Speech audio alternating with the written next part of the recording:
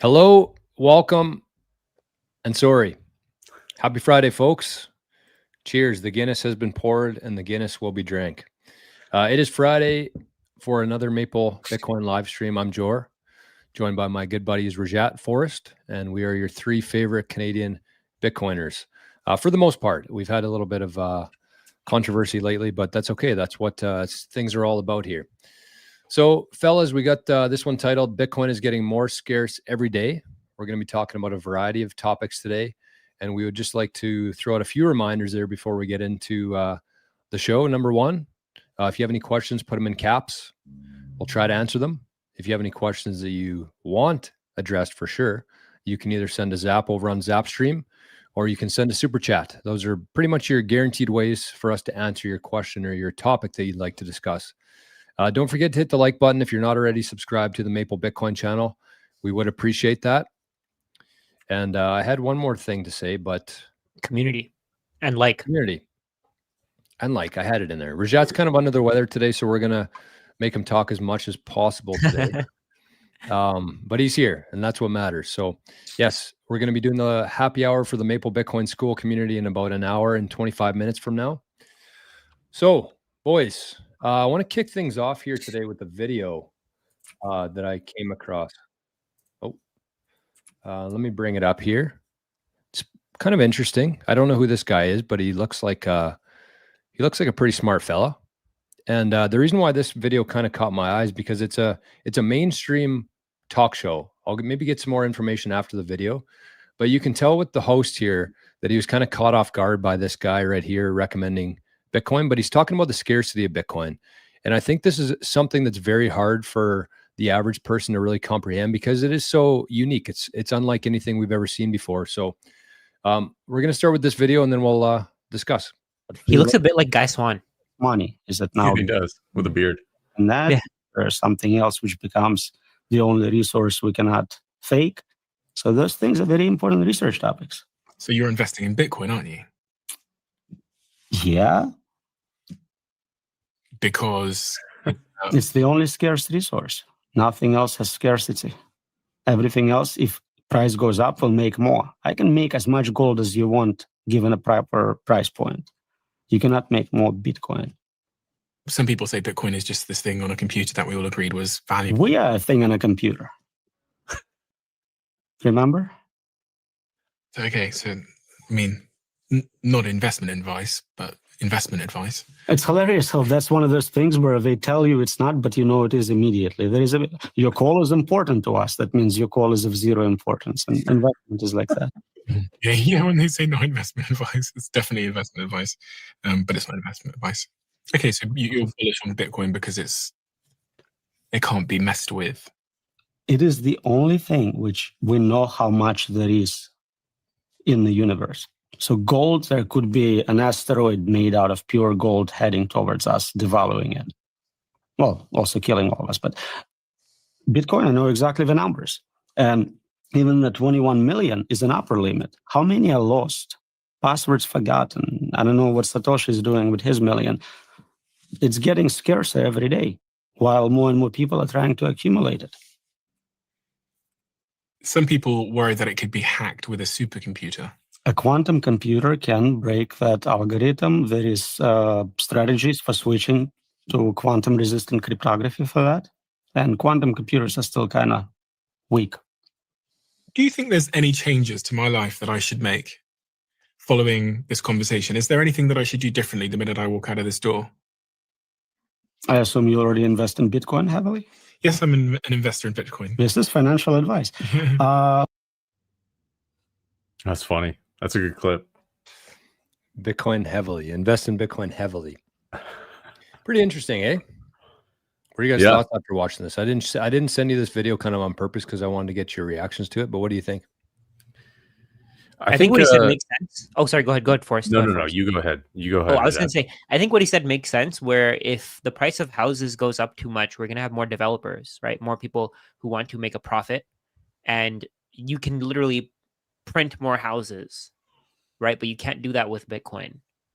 You can find ways to make more houses. There's going to be better technology to make more houses. But today people are saving in houses, right? And that's kind of the only reason for that is because they expect that houses won't be built so fast. Yeah. I think that goes to this idea of scarcity, which is what we titled our video off of, and what he's talking about, right? It's kind of funny, the concept and the story of gold comes up when you talk about scarcity, and oftentimes Bitcoiners have to point at like what happens if there's an asteroid with a bunch of gold, and it's such sort of like a far off story that it's like the normal person is just going to be like, okay, what the hell is this person even talking about? Like, this is so ridiculous. But I talked to somebody the other day, and they were just like, they were saying, oh, scientists just figured out how to make gold, and it turns out like it's radioactive and it has this crazy half-life and all this other stuff, and it's crazy expensive. But just the fact that you can, and just the fact that there is gold all over the universe, and if you believe the universe is infinite or ever expanding or all these other theories, right, then there really is nothing else with a real finite scarcity. And it's we have to go to these sort of fantastical stories because it's really difficult to understand how truly scarce Bitcoin is. There's nothing else like it. So you have to compare it to things and then play out these scenarios that are possible and that show that there really isn't anything else with this absolute scarcity that Bitcoin has. It's such a key important thing, and it's very difficult to like fully understand. It's easy to understand at surface level, but it's really hard to understand the significance of that, I think. Yeah. Great. That's a great way to put it. And I the thing that I noticed about what he talked about there is he basically said that that's an upper limit. I think that's what people miss. That 21 million, it's not like there's going to be 21 million Bitcoin floating around or 2.1 quadrillion Satoshis floating around. Like, that's the upper limit. So whatever ownership you have in that network, it can only go up from there. I know we spent some time talking about this last week on the show, but I feel like it's just so important to really understand that whatever ownership you have today, because this is the upper limit, the maximum that will ever exist. Forget lost coins, Satoshi's coins, burned keys. This is the maximum that will ever exist. And I agree with you. I think that it is very hard for the average person to really understand that, like, at a very deep level of just absolute scarcity. Yeah. Yeah. So, I mean, it's awesome that it's being talked about on, like, that's one of the biggest podcasts out there right now. That guy's podcast. I don't even know what it's called, but I've seen his clips and stuff. Diary of a CEO. Yeah. Diary of a CEO. yeah, Um, right. It's great. I mean, it's awesome that it's being talked about in this way of, like, that dude's not bullshitting around. Like, it's almost funny the way that it is funny the way he answers, because it's so matter of fact. And like, I don't even need to expand on this. Like, at first, he's just like, this is just the absolute truth right here. And it's like, the guy's sort of like reacting, like, how can I get you to expand on it? And the guy's like, okay, well, I guess I will. But it's like, it's really this simple. There's nothing else like it. It's interesting because I was actually having a conversation with a guy. I was in Saskatchewan last week for a football game, big sports guy here. I didn't watch much of the football game, but I was talking to a guy after, and I was telling him, he asked what I did, and I said, I help people with Bitcoin stuff. So we got into this big discussion about it. And he owned Bitcoin. He was a Forex trader, he told me. So he definitely didn't understand Bitcoin. He was a trader of it. But it was really interesting just to see how detached the average person is from this.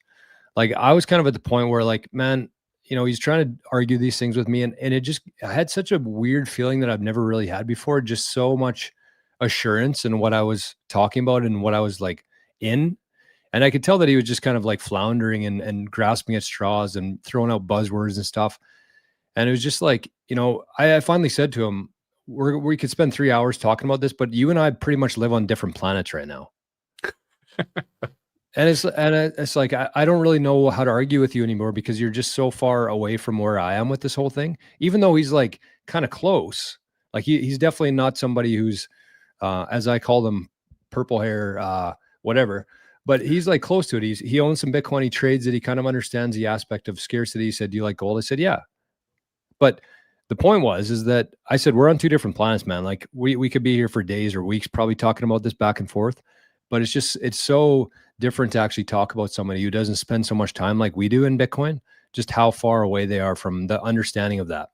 Yeah, you live on the Bitcoin asteroid. Exactly. That's what it feels like. Yeah. Yeah. Yeah, So, man. yeah.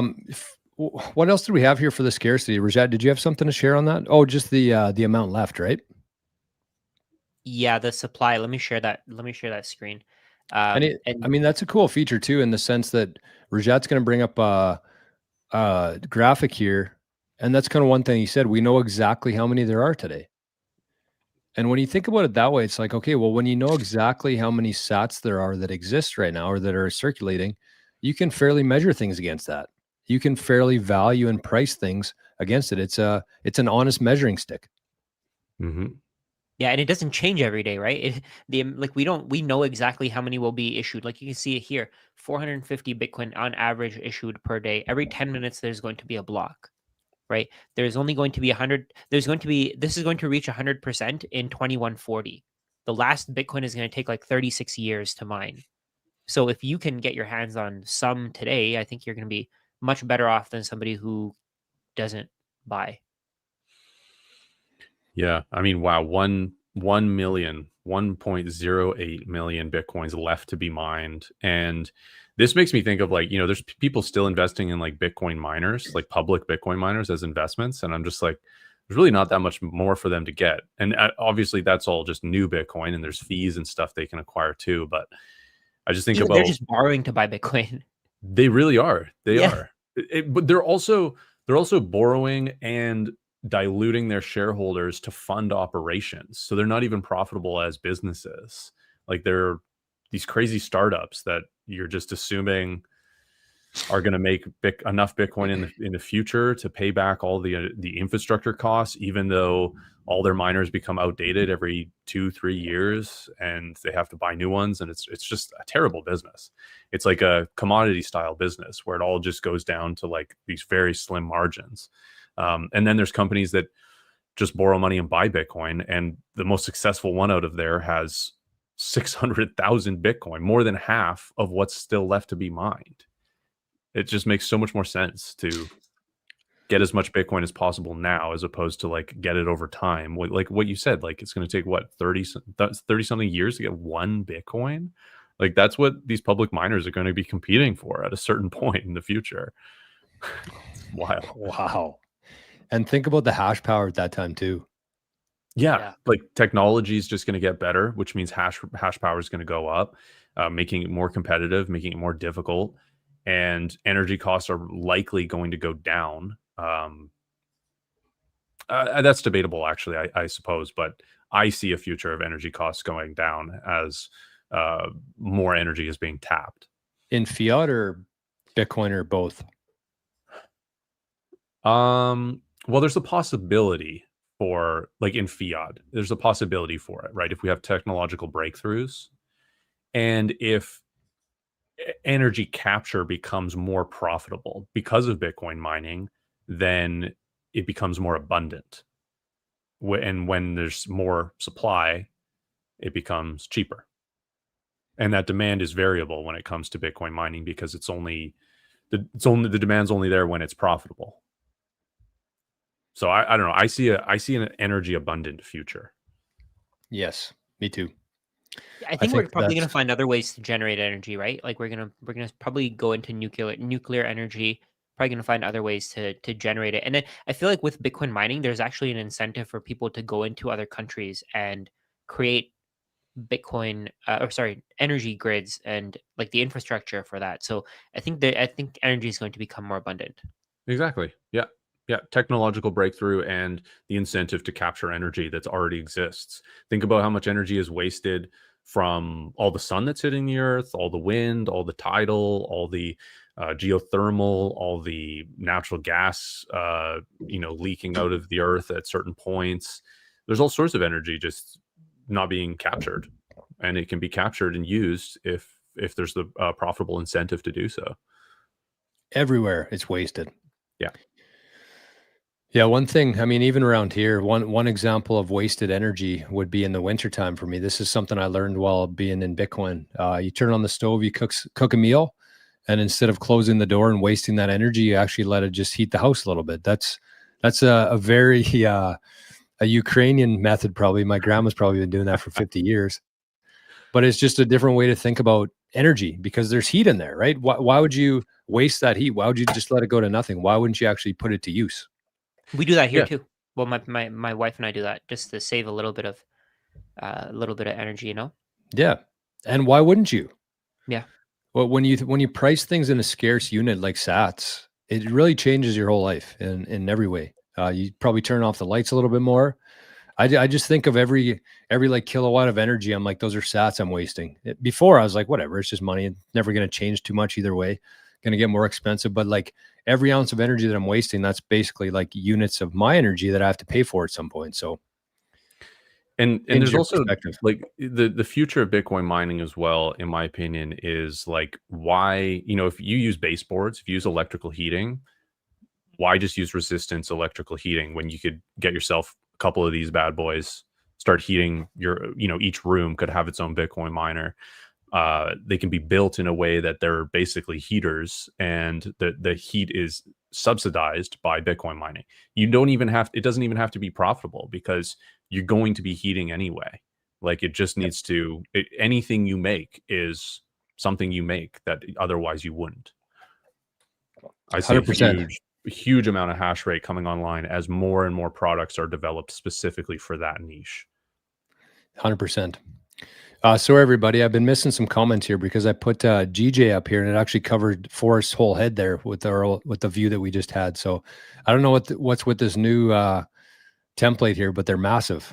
So hello everybody. Josh is here, Alexandra. Okay, so the other thing I was going to say there is that what's your guys' opinion on this for the last million coins as they're mined? Do you think that countries are going to start like absorbing or capturing some of these Bitcoin miners and say, hey, any Bitcoin you make, you're actually going to give to us or else? Or in the sense of the US, I think it's more likely that they actually make partnerships with these Bitcoin mining companies and say, hey, you can use our land to do this. You can use our resources, but we take 10% of every Bitcoin that you mine. Like, wouldn't that make sense from a country perspective if they want to remain relevant? I think it makes sense. Like, the US has talked about creating a sovereign wealth fund. It would make sense that, there's some assets that the US government could allow for a Bitcoin miner to access, to have like sort of, exclusive access to that, which gives that miner an advantage, and therefore they extract the value out of the advantage that they're giving to that miner, and it goes to the US government in the form of Bitcoin. On a much less, well, I mean, the U.S. basically just took a private stake or a stake in Intel, so it's anything's off the table here with this. But there's other countries out there that are very much more forward about like their nationalization of public and private companies, and they have like the Chinese government has a CCP agent working within every single company that is important within China. So there's what they do is adjusted based on that, and all of that is to strengthen the party, right? Whether it's direct or indirect, it still is strengthening that nation. And so I think that is definitely possible, that like other nations are much more forward about like the takeovers and the adoption of Bitcoin mining. And then, I mean, it's not out of the realm of like the U.S. either. They're pretty forward. This administration, right? They took a 10% stake of Intel. That's pretty crazy to me. But I mean, they gave Intel a bunch of stuff. So would you rather them not have anything? It's a really, I mean, that whole debate can be argued either way, I feel like. That's what I mean. But like, I know it's like the U.S. government and a corporation, but the U.S. government is also a corporation. So that's like something that's saying, you scratch my back, I'll scratch yours. And that's why I think that it'll probably happen this exact same thing with Bitcoin mining. A lot of people think that they're going to capture strategy and use that as their reserve. I think that's less likely. I think it's more likely for them to start either acquiring some Bitcoin mining companies or partnering with them. And kind of like we were saying there, you can use this land, because I think that that's the number one asset that the US government has is their land. Mm-hmm. And I don't think people really realize that as much. They think, well, they're $37 trillion in debt. They can print their currency out of nothing. But the US government actually has a lot of assets, including natural resources. And so if they said you can have exclusive rights to mine Bitcoin on this property, it's way out here, it generates a ton of energy, but you just give us 10% of all the Bitcoin you earn, that seems like a no-brainer to me. Absolutely. For both sides. Yeah, and I think actually like the US government technically has all of the like natural resource rights on land or something like that, and then they lease it out to companies. Right. So that's something they could do, and instead of having to pay permits or whatever to get access to that, there could just be, we own a stake of your company now. Yeah, or waive the lease, or give them a really good discount on the lease of the land or something like that. Yeah. Makes a lot of sense. What was the other thing I was going to say there? Anyways, anything else on scarcity, boys?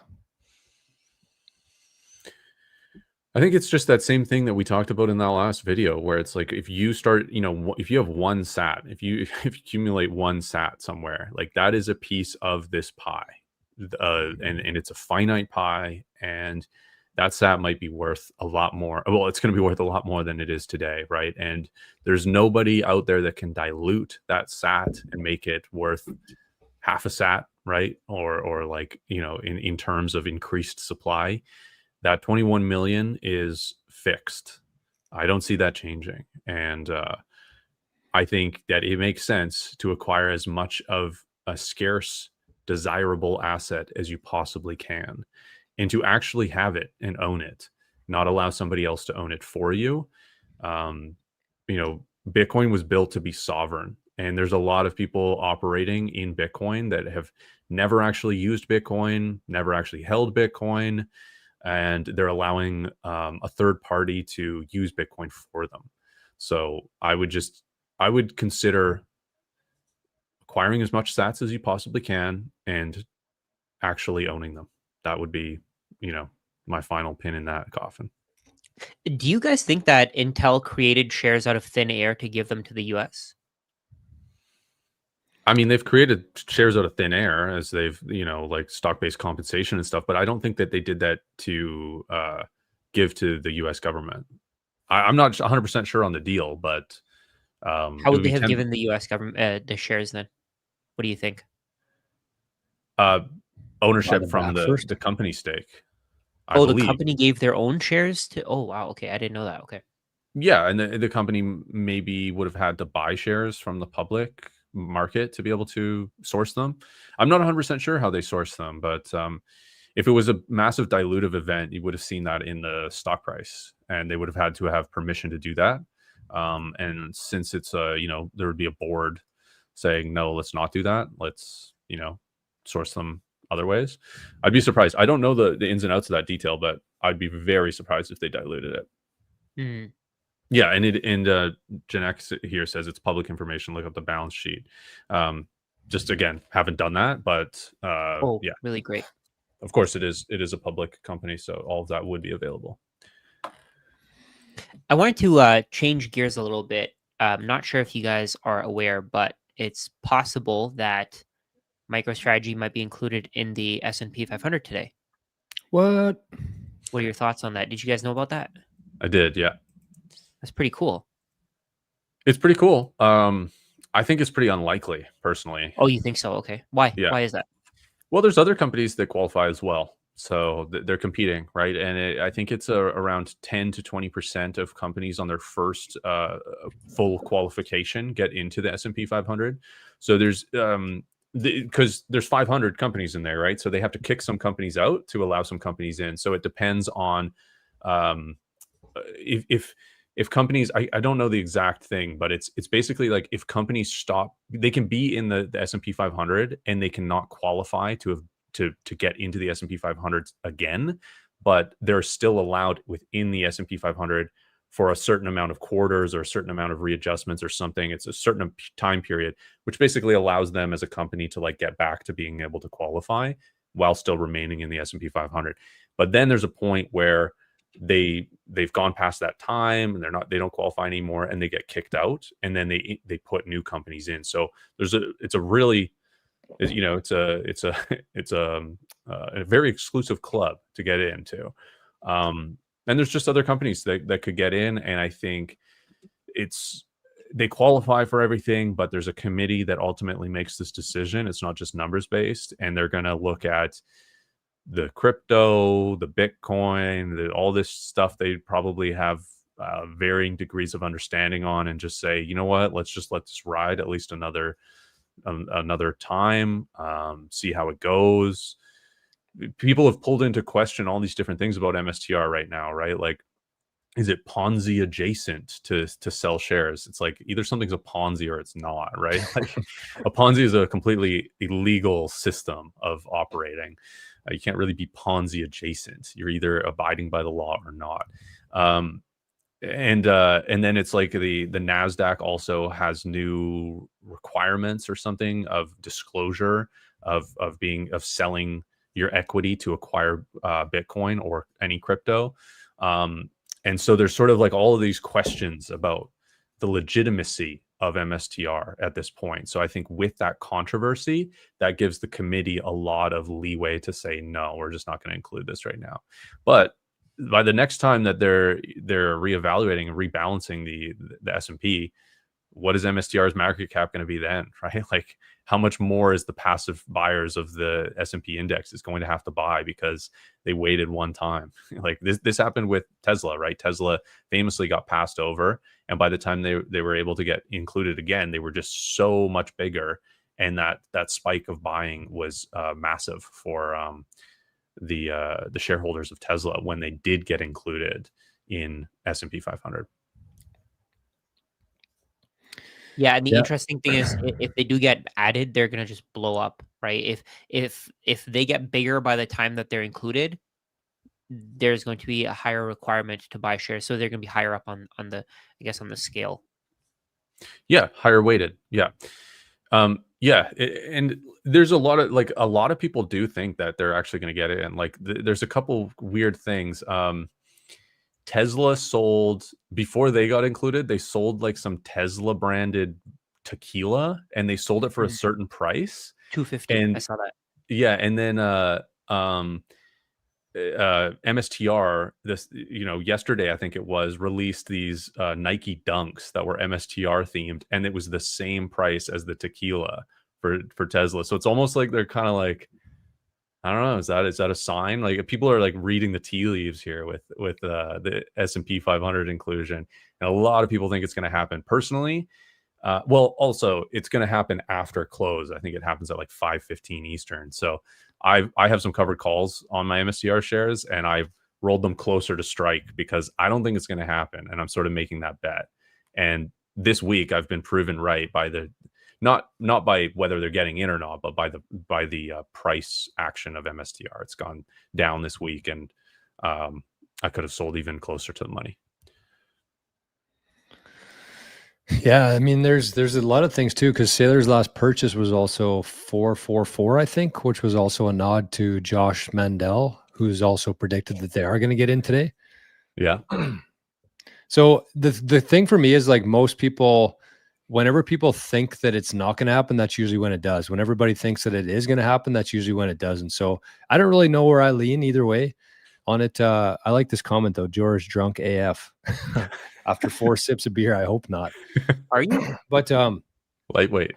Yeah, I think that I see it a couple different ways. So I am a strategy shareholder. I don't think that anybody, if you had $100 in your bank account, you should never buy strategy with that. You should never give somebody else your money to buy Bitcoin on your behalf and get half of the Bitcoin that you could get otherwise. If you have $100 in your bank account, buy Bitcoin with that. I had some money in the system. I do own some strategy shares, but I honestly wouldn't be too mad if they didn't get into the S&P, because when they get into the S&P, there's going to be a lot of people out there, a lot of the people who have spent 0 hours in Bitcoin, we call them 0-hour dipshits, that'll benefit from Bitcoin being in the S&P 500. So I think Bitcoin, really, you need to put in, it's proof of work for a reason. You can't just crap on Bitcoin for a decade and then all of a sudden, oh, okay, well, it's in the S&P, so I'm just going to get really rich off it. So I kind of hope that these people suffer a little bit longer, the people who have intentionally avoided Bitcoin for a long time, and not only just avoided it, but actually gone out of their way to crap on Bitcoin. So that's why I'm kind of mixed. I hope they get in for my own personal net worth, but for the my revenge or spite against everybody else, I hope that they don't get into the S&P. Yeah, fair. I mean, the thing is though, like they're in the NASDAQ, right? And a lot of people hold the QQQ index. True. And everybody's benefiting from the price appreciation of it. Eventually they're going to get in, and all, like, there's Block got into the S&P 500 the last time, and Right. they buy Bitcoin with 10% of the profits, or I think it's gross income from any of their Bitcoin operations, and they have like the proto Bitcoin miners and a few other things that they're doing Bitcoin related. Cash App has like you can buy and sell Bitcoin, so anything earned from that, 10% of the profits goes into holding Bitcoin on their balance sheet. So like these people are already getting exposed to Bitcoin through these other instruments. Even Coinbase is in the S&P 500, recently got in as well, and they have increased their Bitcoin position. They're not obviously not a Bitcoin company, but Bitcoin's working its way into this, whether MSTR gets in or not this time. Like everybody's getting exposure to Bitcoin through a third party at some point. It's just inevitable. But yeah. VHF here says Bitcoin only needs these three things: fixed supply, ensures demand, the 4-year halving cycle, and to be the hedge on inflation due to currency devaluation. That's it, nothing more. Yeah. Difficulty adjustment is another one, but yeah. Yeah, I think that that's kind of more important than the 4-year halving. I really think that the 4-year halving has kind of lost all of its significance. Even the people who are in Bitcoin, who would usually like be, all for it's the new supply is getting cut in half. Everybody else is like, what's a halving cycle? But even the Bitcoiners are like, it's not even that important anymore. Like there's just not that much left, like 5.1% for the next 100 years. Who cares what happens every 4 years? It's pretty much all mined already anyways. And that was Saylor's whole case too. He said like up until 2035, that's when I think it's 99%, isn't it? Probably, yeah. 1% comes out, yeah. I mean, I think it's important optically because people are wondering, hey, what are the miners going to do if they get a pay cut? Every time halving, they get a 50% pay cut. Are the miners going to shut off? And they don't. I mean, there's a little bit of capitulation with like profitability, and we saw that last time, and we've seen that every time basically. But then the price ends up rallying to compensate for that. So I think it's important optically for people to like see that the security budget that people call mining is like still operating and still increasing nonstop. And yeah. Sorry, Forrest, I didn't mean to cut you off there. All good. We should show that, because I think that's a great point you make there. And I think a really good way to demonstrate here is like looking back at the last halving cycle. Yep. I think we did this on one of our videos we did for the school community. But you can see here that this is block 800,000. I just use this as an example because it was in the last halving. So you can see here that the subsidy and fees on this one totaled 6.387 Bitcoin. So that's what the miner in this case was, carbon negative. Horrible name for a miner, by the way. But that's what they got paid in Bitcoin. And that's at 6 sats per VByte too. That's high fees. Right. Yeah. 13 million sats for the fees there. And so they got fiat terms was 186,000. So you might say, well, every 4 years, the miners are going to suffer more and more. But just keep these two numbers in mind here: 6.83 Bitcoin or 38 Bitcoin and 186,000 in fiat. And if we go to the last block that was mined by Spider hit 3 in a row, little turkey there. You can see here that the total subsidy was half of that, about, or less than half of that, 3.129 Bitcoin. But the fiat price pretty much doubled. Wow. Yeah, it looks almost like exactly double. That's crazy. And that's what the miners pay their bills in, right? Their energy costs are in fiat. So you might say, well, the Bitcoin miners make less every 4 years, but in Bitcoin. But the idea there is that as demand comes, as the purchasing power goes up, they can actually pay their bills much more easily. Even if they are earning less Bitcoin, the Bitcoin are worth more. Yeah. And that's been constant. That's not just this 4-year cycle and last. That's constant. Like there's little dips where they're more on, like immediately after when that subsidy hits, they're going to be less profitable. In the last case, it might have not been the case because there was all of a sudden like all this spam on the network immediately on that halving block. But for the most part, it's like they're getting half as much Bitcoin, and Bitcoin's price isn't going to just immediately double. It takes a little bit of time, and there's a little bit of like unsureness about profitability of Bitcoin miners, and then the price goes up enough to keep them profitable. And I think these Bitcoin miners, they all like, it's not like they're like shocked that the halving's coming. Like Yeah, they're ready for it. They're ready for it. They're anticipating it. They've upgraded their miners. They've found cheaper energy. They know they're ready to shut off certain miners if they have to and wait and all this kind of stuff. They're ready for it. It was funny to watch yesterday because yesterday there was a difficulty adjustment that happened, and I think there were like 90 blocks ahead. So when the blocks are coming in too fast, they crank up the difficulty adjustment to make it harder for the miners to slow down the blocks and bring it back to every 10 minutes on average. So I noticed this yesterday where the difficulty adjustment was coming, and you could tell that it was going to be a big upwards adjustment. And so then you could see right before the difficulty adjustment kicked in, the hash rate just dropped because there was a bunch of miners that actually powered down because they knew how much more difficult it was going to be for these next couple of weeks. So they're not just paying attention to like 4-year cycles. They're paying attention to every difficulty adjustment, which is on average every 2 weeks. So they're very in tune with what's going on there. I mean, it's probably algorithmic. Like they probably know what's going on like day by day as like profitability, fees, all this stuff.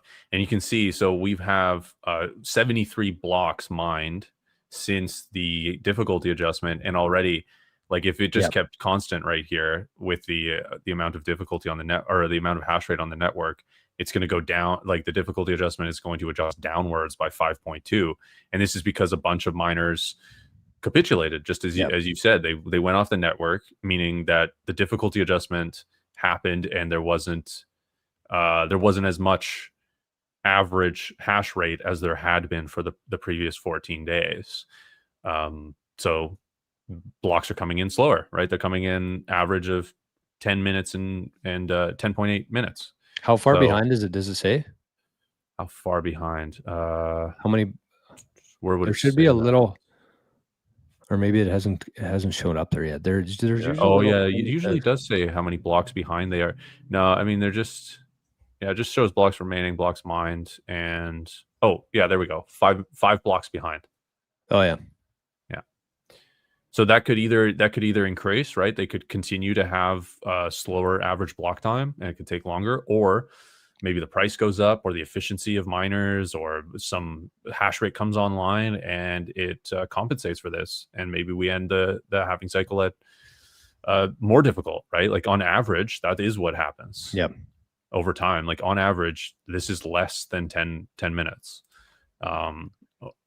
when you look at all the hash rate and all the difficulty adjustments. And 5 blocks doesn't seem like much. You're like, oh, well, it's only 5 blocks behind, but it's only been 70 since the difficulty. So that's a pretty big percentage based on how early we are in the difficulty adjustment here to be 5 blocks behind already. So that's why it's saying we're looking like a 5% adjustment. So if you scaled that over the next 13 days and we were still only 5 blocks behind, then it would probably not go really either way. But because we're already so far behind so early in this difficulty adjustment, that's why it's saying that it's going to be cranked down 5%, because there was so much hash rate taken off the network.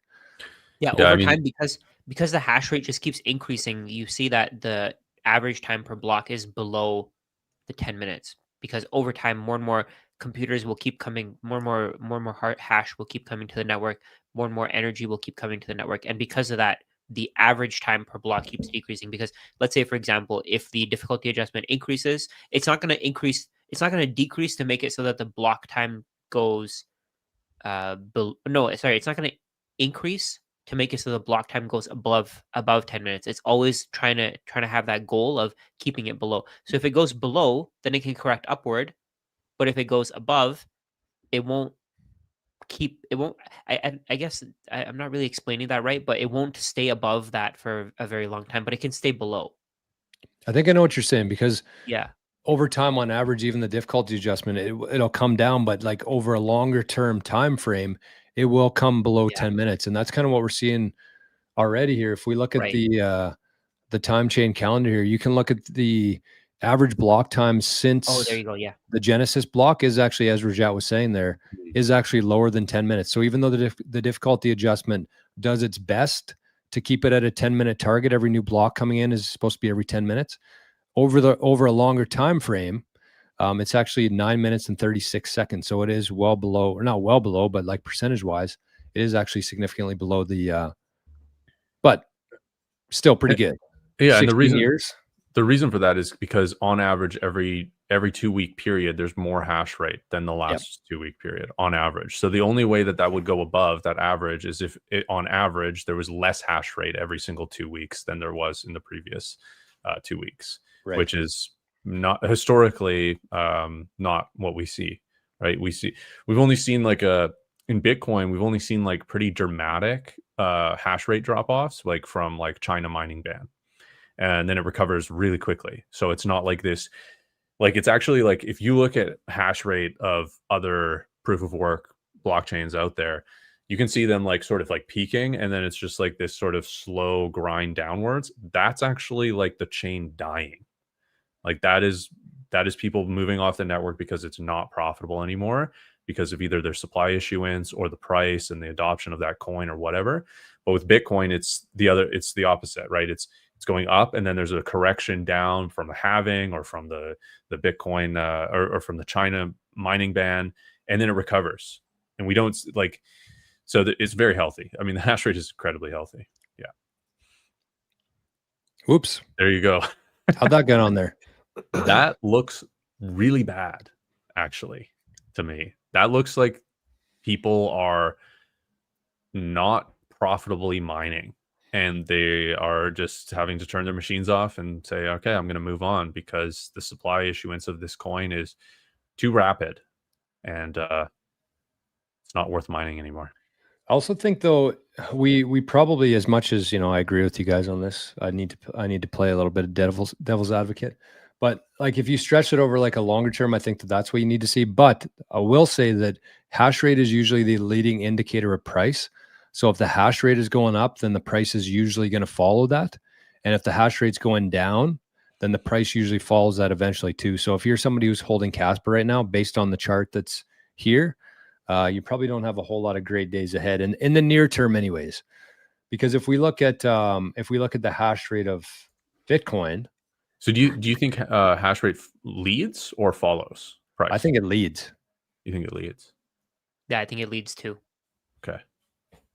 What do you think? I'm not 100% sure, because it could follow, because it would make sense to follow as well, because if price went up, then there's more incentive to put hash rate on because you're more profitable.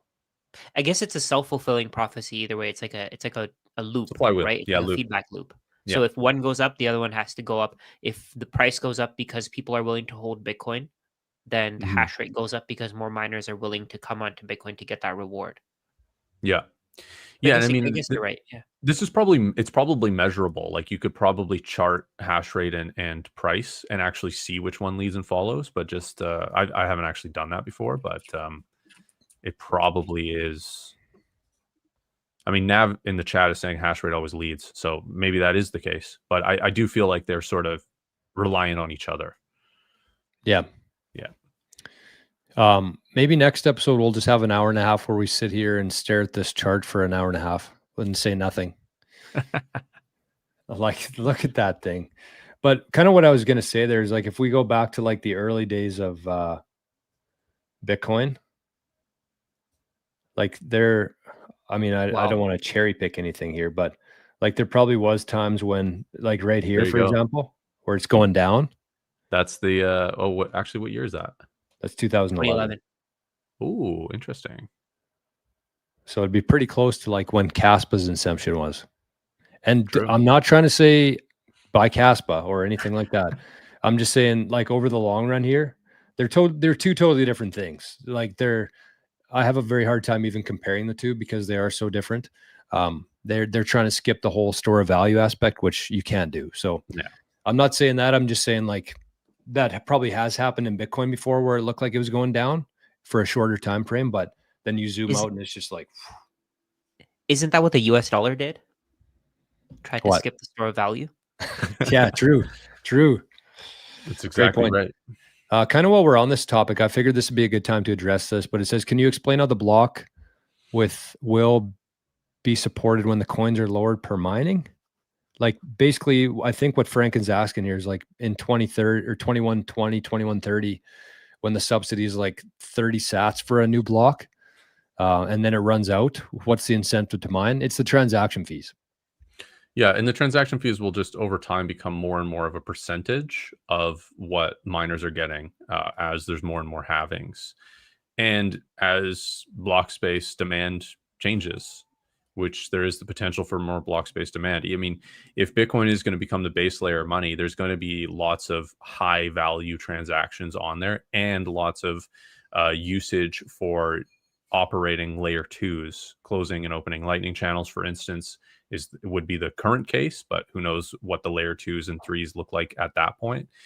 And all of that has to be done on chain or connect to the on chain, and those fees become more and more significant, and percentage wise become more and more of the value that miners get. Yeah. Hey, we got a comment from Grady Gravy. Sorry, I'm way behind on comments. It's a super chat. Oh, nice. And I have some data to show you guys for this. Oh, that's not the right one. Got the receipts. Nope. Carlin, thanks for the $2, my friend. Where's the super chat? I don't see it, boys. Oh yeah, there it is. Sorry. Go to your start. Yeah. Okay. So you said don't buy MSTR, buy MSTY. I get it. I get what you're saying, Grady. But the issue here is that, okay, so if we take a look at MSTR, the stock, I'm going to share my screen. Give me 1 second. If we take a look at MSTR over the same period, MSTR is up like 300%. From the inception of MSTY? From the inception of MSTY. MSTY came up around like February 2024. So it was like here, somewhere around here. So at the time, one share of MSTR was $73. Today, it's at $335, right? But if you look at MSTY, so let me switch over to MSTY. The MSTY stock is down 27.59%. Here, let me share my screen for a second, Rajat. I have a really good example of this. And then I thought Grady was in the live stream here because he was covering your face there, Forrest. I thought he popped in. Do you see my screen there, Jor? Oh yeah, sorry. Yeah. So if we look at that. Oh, nice. Wow. So Misty, okay, so since inception, Misty is down 23%. MSTR is up 369%. So that's since the inception of MSTY. So if MSTY is paid out 177% in dividends, it really is just 100 and what is that? 54%. My math might be incorrect there. 154% up.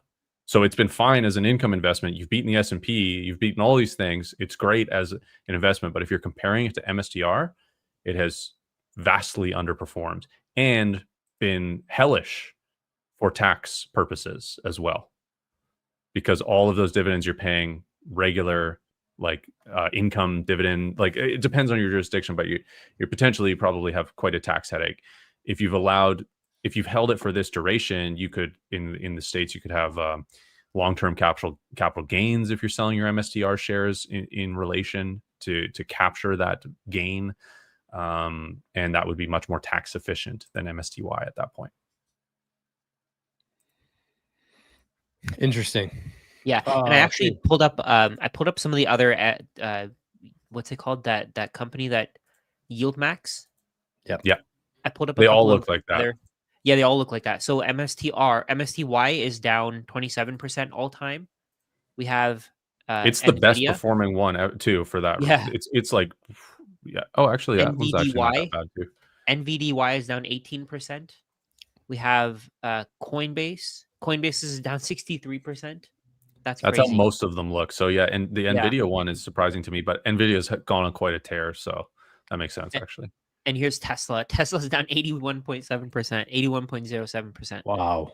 That's what these funds are designed to do. They're designed to consistently go to zero and do reverse stock splits to continue to actually exist, and then just pay out the dividends. The premium they get isn't what they actually fully pay out. They pay out the premium, but they also pay out part of the capital that you've put in. And by doing that, they're eroding the value of the fund and your investment. And then on top of that, they have like executives that they have to pay. They have fees, they have platform fees, they have commissions, they have all their management expense ratio. All that stuff is included, right? So you're really not getting like exactly what you said there, Forrest. They're getting a certain amount, but they're only giving you a fraction of that. Exactly. Yeah. They're designed to go to zero. That's entirely how they're designed. And you can see that historically. And people will say, well, MSTR is going to just outperform so much that this fund will never go to zero because it's built on that. And it's like, then just buy MSTR if you think it's going to go up so much. Like, it's just a very inefficient vehicle.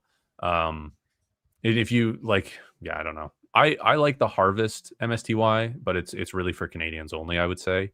But it's structured so differently. They're not returning capital. It's potentially capping upside, but providing you income the whole time. And you can do that in a tax efficient way within Canada. But that's just such a small little side niche thing to talk about. Most people just get confused and think I'm endorsing Yield Max MSTY when I talk about Harvest MSTE or MSTY. But that's definitely not the case. The Yield Max product should be held by almost nobody, in my opinion. Ooh, those are some strong words there, Forrest. Take it from a guy who studied it in depth, I would say. Little break here, boys, because I've been putting off jumping in here for a while. But we are on Nostr today. We got 20 people watching over there. There has been a couple updates to Primal and Amethyst over on Nostr. And if you don't know what Nostr is, you should probably find out. But we have Letha over there who zapped 5,000 sats not once, but twice. Wow. So thank you, Letha, over on Nostr. I don't know if she's still here because it was a while ago, but Orange Mart also zapped 121 sats over on Nostr, and our guy Todd Afia also zapped 1,000 sats. But that's not it. We also got some to the QR code beside Rajat's head there. Somebody sent in 10,000 sats. Holy smokes. And wow. I think it was our good friend Cedar Sats I see in the chat there. So thank you for that. And then we had a couple Mark more. We had he sent sats in the chat there. Mark Hogue. Yep. So we got 1845 twice as well. I think those are 3 times from Sin Diesel, 1845. And then Alexandra actually sent in 3690. So a Tesla zap with a 0 at the end of it. So thank you. I learned a lot from you guys, Alexandra. Amazing. So thanks everybody. That's you can use that QR code beside Rajat's head there. Or if you're watching this on your phone, you can also send a little zapperoo to maplebitcoin@konos.io. Any amount. They all are very meaningful to us. So thank you. Let's get to this one though. Cannon says, what's your guys' opinion on mining Bitcoin at home? Like approximately 50, 100 terahash worth of power. Also, please buy sats with this. We will. Yeah, you don't have to tell us twice. Yeah, so thanks, Cannon. So 50 to 100 terahash of mining is a fair amount. Like a Bidax, for instance, which I have behind me here, this little guy right there, that's 1.2 terahash. So you would need, 50 or 100 of those. I think, what is an S9? I don't know exactly, but maybe an S9 would get you up to that.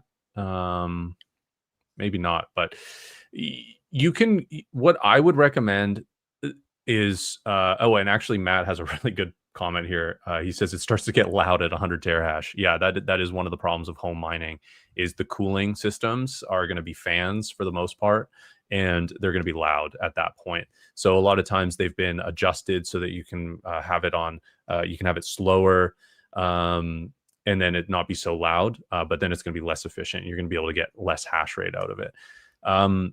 I think if you're mining with, or if you're heating with electricity anyway, and a lot of people aren't because electricity is not the cheapest way to heat for the most part. But if you are anyway, You could get a few different little miners. Maybe an S9 with a 120 volt would work for you, or I think Heatbit or Crypto Cloaks. They have a few different options where they've actually been designed and built to look much more aesthetic, and also heat your home as a space heater. You could get something like this. This is like the original model. This is a Avalon Nano 3, but it's 4 terahash, and it does around like 100 watts. So it's incredibly inefficient, but there's more efficient models of this. And for me, like my apartment runs really hot, even in the winter. So this will heat my entire office.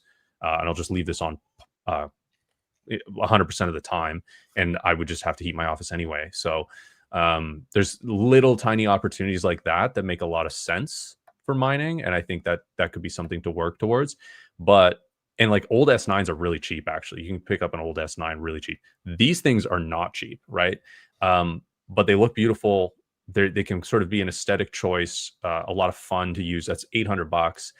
You can buy a lot of Bitcoin for $800. You're probably never going to get your Bitcoin back from mining something like this. But you can help decentralize the network. It can be a fun experiment. Maybe you already have hit your stacking goals. Then something like this could make sense. It can be non-KYC, that can be an added benefit. The other added benefit is you have this thing and it's a little conversation piece. People come over, you say, yeah, I'm actually mining Bitcoin right now. People are like, true. That looks awesome. And you're mining Bitcoin, you're getting paid to heat. That can spark the conversation, right? So yeah. Cat not included. Be worth it if the cat was included. No, those things are awesome though.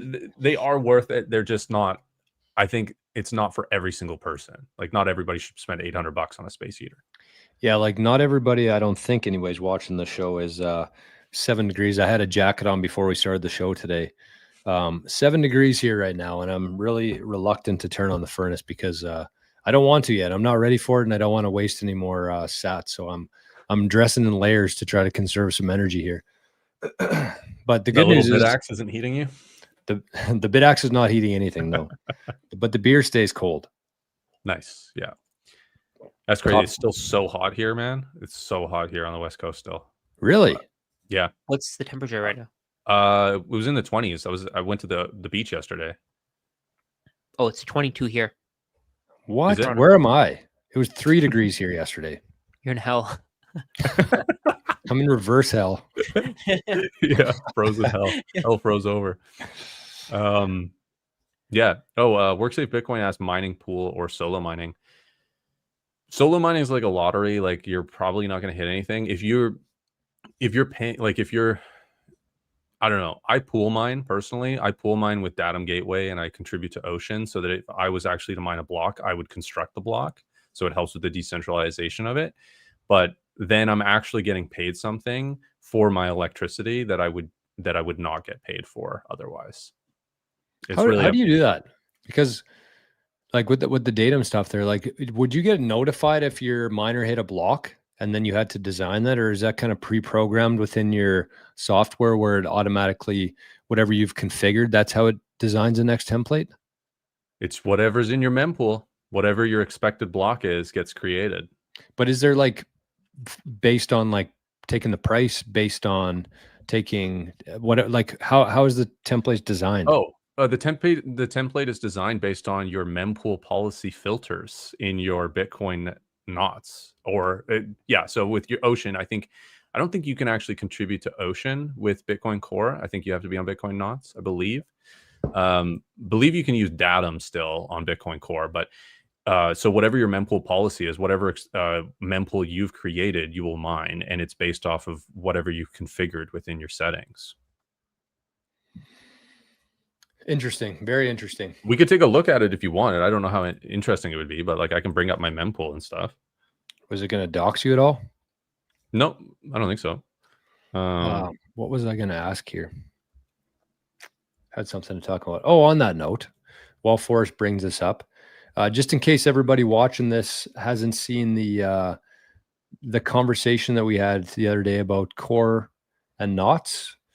I've seen quite a few questions in the chat asking about our opinion on this, and so we just shared a video. I don't know. I'll put in the private chat for you guys to share with people in your chat. but that's the video we shared the other day, an unbiased discussion on Bitcoin Core versus Bitcoin Not. So really good video. There's been 2,000 people who have watched it already. It's an hour and a half long. So if you got some time this weekend and you want a little bit more information, understanding of the whole spam wars going on, check that video out. Okay, I got it here. So this is my node. So if we go into Bitcoin Knots and we go to config, my mempool policy here, can you guys see all that? Yep. 0 data carrier size. This is default though, 43. And so anything I change in here, if I permit bare multisig, so now I'm not allowing that. Anything that I do in here is going to change what my mempool looks like. So if we go to, I'll just leave it. If we go to my mempool instance, which I will launch, and I will have to share this tab instead. Cannot be reached. What's going on? Something going on with my node right now. We're under attack. Something's going on. It was being really slow. I think my Tor might be... Yeah, let me just try to figure it out on my own here. Okay. I don't know what's happening. Oh, yeah. You got her? No, not yet. I'll let you know. That's interesting, though. I'm glad we kind of talked about that, because I always wondered myself, and I don't know if I would have configured that or not when I set up my BitAxe.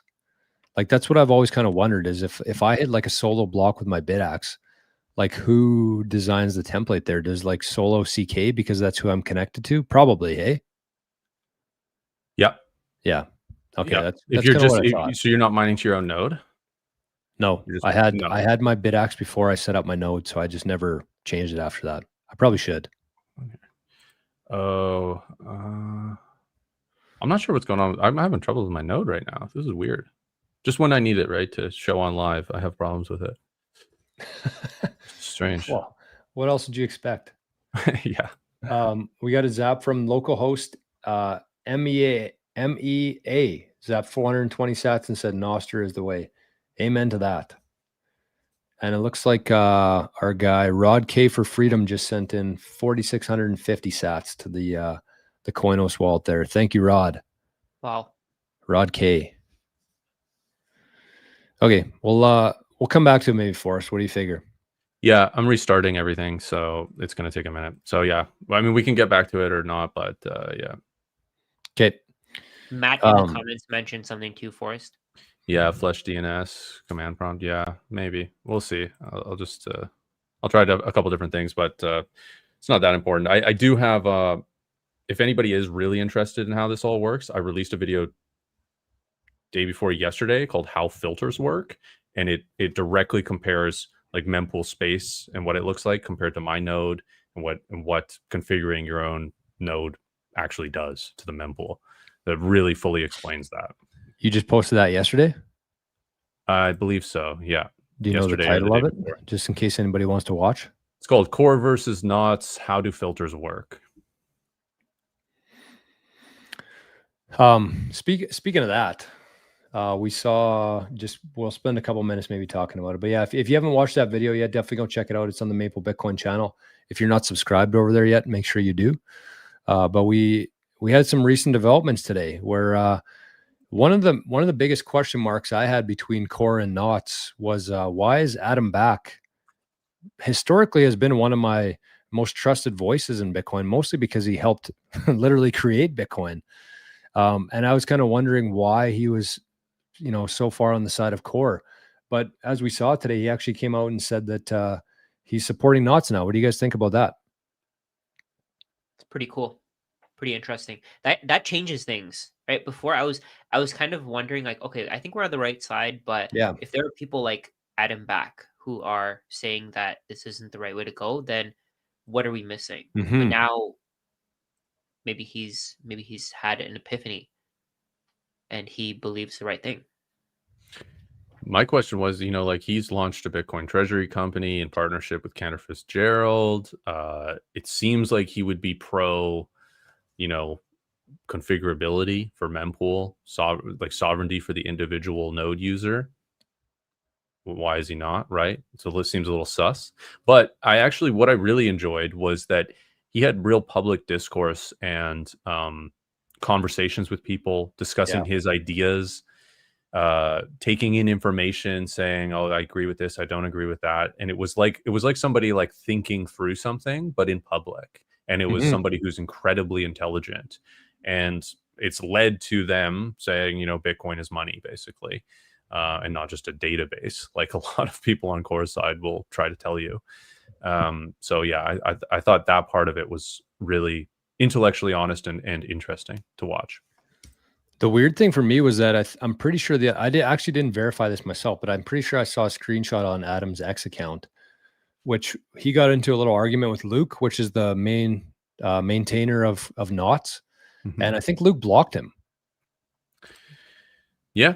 That's what I saw. And then so I was like, okay, well, that's things are heating up when probably two of the biggest faces on each side, like Luke and Adam, when Luke blocks him, I feel like we've kind of reached the heat. And maybe that was just like the thing that needed to happen. And then a day later, Adam comes out and says that he's actually changed his mind, which you have to respect. Yeah, for sure. Yeah. I mean, I don't know. I've blocked some people just because they're annoying. Like I've blocked people because they're actually like harassing me.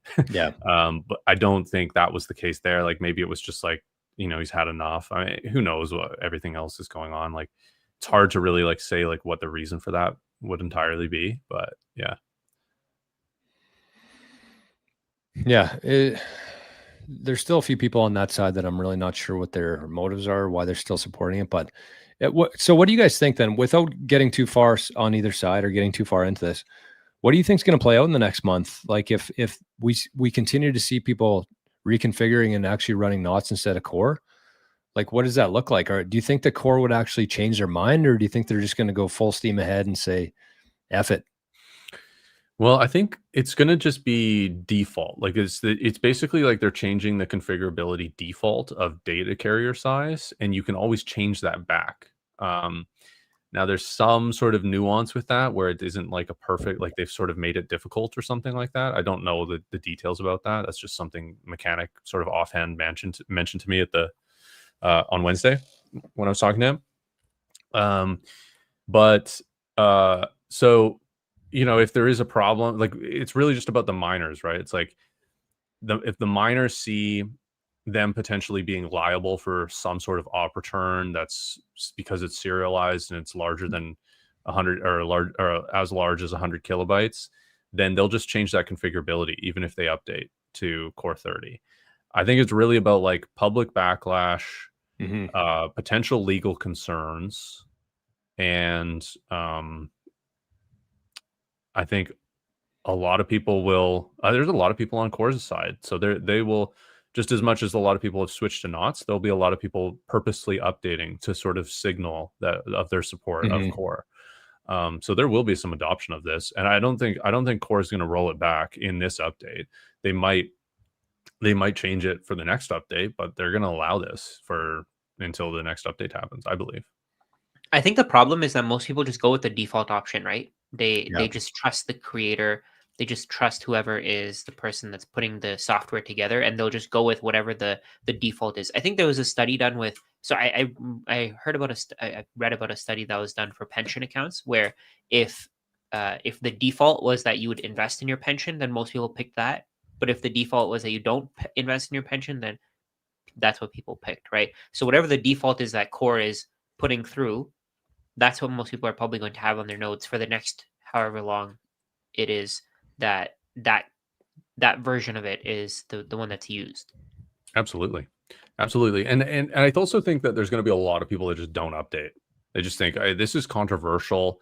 This is more controversial than the maintainers of Core thought it was and think it is. And I'm just not going to update. Like I think that's the camp you're in, Jor, right? Isn't it? You're running an old version of Core. You're just going to leave it, right? Yeah, and that's where I think that the 18% is actually significantly understated. Yeah. In terms of like, there's a lot of people like me who will probably, set up knots eventually. It's just time consuming, right? Like nothing changes on my end. I would like to learn how to do it. I'm definitely not going to update to Core 30. I never really planned to. I wanted to really see both sides and hear both sides of the coin first, and then kind of make my decision. But yeah, I think the more information I get here, I am probably going to actually update from core or from the core version that I have now into knots instead of just leaving it, because the reason why is kind of what we alluded to in the video there, where eventually it's going to become like a concern for me just to leave it at that stage before. So I'm going to, if I want to update to that, I'll have to jump through a couple versions, including 30, and who knows where that's going to lead. So I think that I am probably in the camp. And I think that there's a lot of people like me who just haven't done anything yet because we haven't really needed to. Exactly. I think people who have started running knots right now is more of like a signal that this is what we want to do, and kind of like a big middle finger to the core side. Yeah. So for somebody who's like trying to hear both sides of it and kind of make a decision based on that, I didn't rush into anything, but it's pretty clear, I think, how I've been talking on my show and with the, on here even, that I do plan to update to knots. So I think that 18% is significantly understated, and it could be a big shock as we get closer to it. Yeah. So, yeah, it takes about 5 minutes to switch over to knots, by the way, if you already have core. The other thing too is knots just finished an update to knots 29 from 28, but it hasn't been released yet to Start OS. So I saw that. I want to wait on that. Yeah. You're also talking to somebody who ordered a Start 9 and let it sit right beside me here for 2 months. And then once I actually set it up, it took me like 10 minutes. So yeah, it's just priorities. Fair. But my question is, like, once, let's say that 30 is rolled out, like it's supposed to be in October, right? Yeah, I believe so. So when it's rolled out, will we be able to tell, because that graphic we looked at on the video that we shared, it was like core and knots only, but will we be able to see like the core 30 part of that? Are they able to break that down too? There is one that shows every version of core, or like every version of what people are running. So it shows like the main implementation is core 29, and then core 28, and then knots, and then a bunch of older versions of core as well.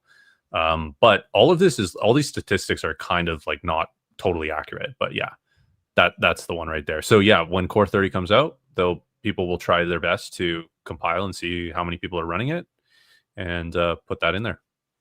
Look how many people are still running core 22.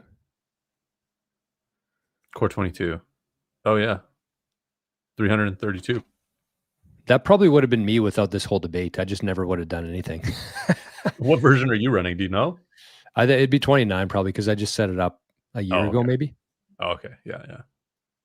Nice. I could probably check that pretty easily, but I wish I had the original version where you could just click mine and it would start mining from your computer. Yeah. Wonder if that's even available anymore. Like if you could download the original implementation of Bitcoin. That would, like, version 1. Yeah. It's probably like on Internet Archive or something. There's got to be, I wish they showed that, because there's got to be some people who are still doing it that just haven't done anything. It probably has all kinds of bugs by now, though, no? Oh, yeah. Oh, Yeah, yeah, that for sure. Yeah. Yeah, they would have patched all that for sure in these newer versions. It'd be a concern. Janik said, I'm pretty sure I've heard George saying people should run knots in previous videos. Kind of strange to hear that he hasn't done it yet himself. If I have, I'm going to disagree with you. I don't think I've ever told anybody to run knots, because months ago when we were originally talking about this topic, I knew even less. I might have said that I kind of side with knots in that way, but I've never told anybody to run knots. And if you can find it, maybe I'm wrong, but who knows? When you do 2 hours of lives every day, you say some pretty stupid shit. So, and some errors. Do you do 2 hours of lives every single day? Yeah, I started at like 15 minutes, like when there was 3 people in the chat, and then I went to like an hour, and then an hour and a half, and then I have a hard time. Like, I usually have a topic that I want to talk about, and then it's like, okay, we've been talking for an hour and 45 minutes here. Should probably talk about this topic, and then I have to rush through the main thing that I want to talk about to finish under 2 hours. So, yeah, it's pretty hard to be fake when you're on live for 2 hours every day. I did a couple of I did a live yesterday for just YouTube, and then I did a live on my school community. Oh my God, it really drains you. I know. It's very tiring. Yeah, somebody said then because I said we got the Maple Bitcoin stream today at 2 p.m. and someone's like, Jory, you must be drained on Friday. I'm like, yeah, pretty much every Friday night at 8 p.m. I'm asleep on the couch. It's not that it's bad. Like, it's not that I ever dread Fridays. Like, I absolutely love doing this stuff, but it is a lot. It's a lot to just a lot of energy to exude. Especially when somebody comes in the comments and starts talking about Caspa. Exactly. Or Ledger Or had XRP, a fight coin with Ledger. somebody in the chat here today who's called me a what was it, VHF? A radical Bitcoin fundamentalist because I didn't like Ledger. That's RBF, hilarious. isn't that some code on Bitcoin as well? RBF. Replaced by fee. Yeah, he called you replaced by fee. Also resting bitch face is RBF, I learned. Ooh. Mm. So anyways, I updated my Nostr profile to be the radical Bitcoin fundamentalist. So I owned it. I love it. Do you guys see any more comments here or questions that you should? I saw this one that I wanted to talk about from And. Said, how do you manage small UTXOs? What do you guys thought? What are your thoughts on this? Do you have any? Consolidate them. That's how I manage them. I think it would be smart to send them to Lightning first. You'd Could have to be. pay double the fees, but then if you have a Yeah. bunch of small UTXOs and they're all from different exchanges, they're all from different people, the issue is that whoever paid you with those UTXOs, they're going to know how much Bitcoin you have in total if you consolidate all of them at once. Right? And if you have a bunch of small UTXOs, that means that either you received a bunch of small payments, you got a bunch of small amounts from your exchanges, and that just gives your exchange information about you that you might not want to know. So you have to, number one, you have to keep your KYC versus non-KYC separate. And then number two, if you're getting Bitcoin from different exchanges, I would say keep that separate. Maybe label all of your UTXOs. But I would say, again, move them to Lightning, move them to Liquid. From what I know, they seem pretty private. What do you guys think? Yeah, if you so if you bought a bunch of small UTXOs, which I've done myself before, from an exchange and sent it to my cold wallet, they could always trace. They know that you have that Bitcoin, or they know that you bought that Bitcoin. So the only way to really get rid of them knowing that is to actually send it back to the exchange, convert it for fiat, and then buy new Bitcoin or buy non-KYC Bitcoin.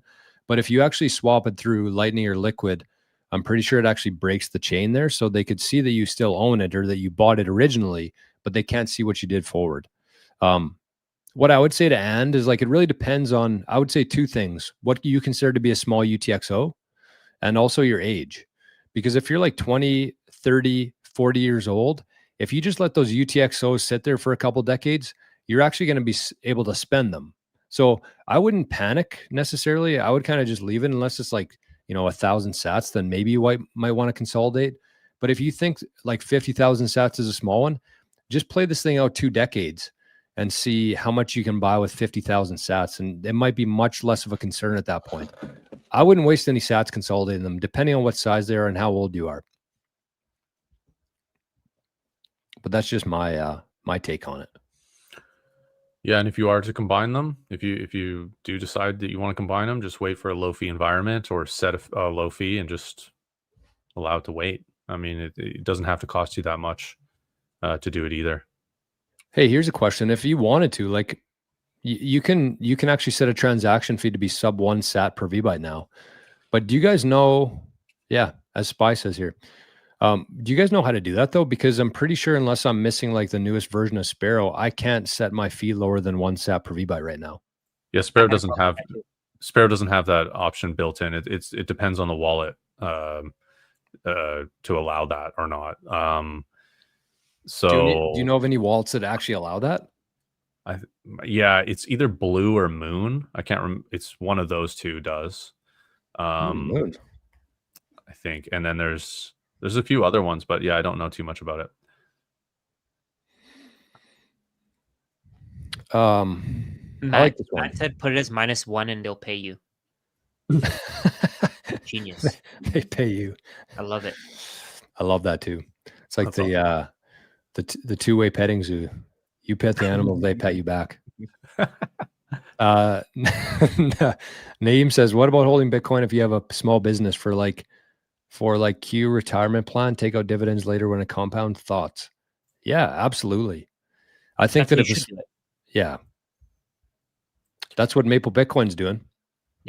Yep. We hold all of our reserves in Bitcoin, and it'll be interesting to see what happens, what we do with it in the future. But we really have no plans on spending it. But yeah, as a small business owner, like kind of what I've done with our golf business is that I just take like line by line, I'll look at what we sold and I'll figure out what it cost us to make that. And then I'll take the profits and put about 50% of that into Bitcoin. And we've been doing that for a while, and it's been obviously a pretty successful strategy so far. So you don't have to have you don't have to be a public company or have like a bunch of shareholders or stakeholders to do it. Just take whatever you make, figure out the profits, and just buy some Bitcoin with it.